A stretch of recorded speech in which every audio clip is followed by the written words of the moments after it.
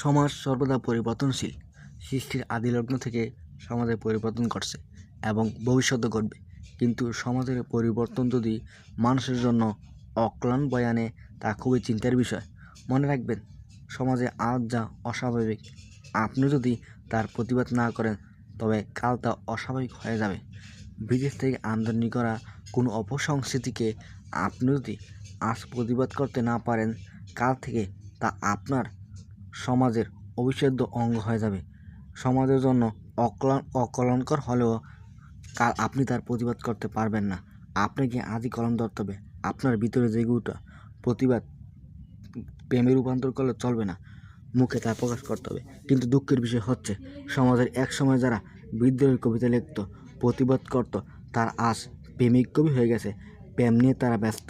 আপনি বড় বড় ডিগ্রি অর্জন করেও যদি সমাজের অন্যায়ের বিরুদ্ধে প্রতিবাদ করতে না পারেন, আপনি সমাজের অন্যায়ের বিরুদ্ধে কথা না বলতে পারেন, আপনি মুখ করতে না পারেন, তবে আপনার ডিগ্রি অর্জনের জন্য আপনার বাবা বা রাষ্ট্র আপনার পেছনে টাকার অপচয় করেছে।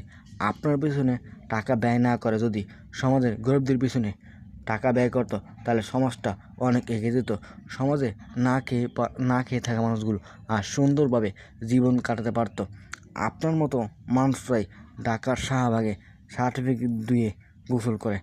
আপনি যদি সবসময় জি হুজুর করেন, তবে সমাজে কখনোই উন্নতি হবে না।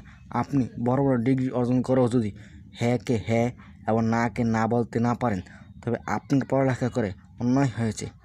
আপনার উচিত পড়ালেখা ছেড়ে নদীতে মাছ ধরা।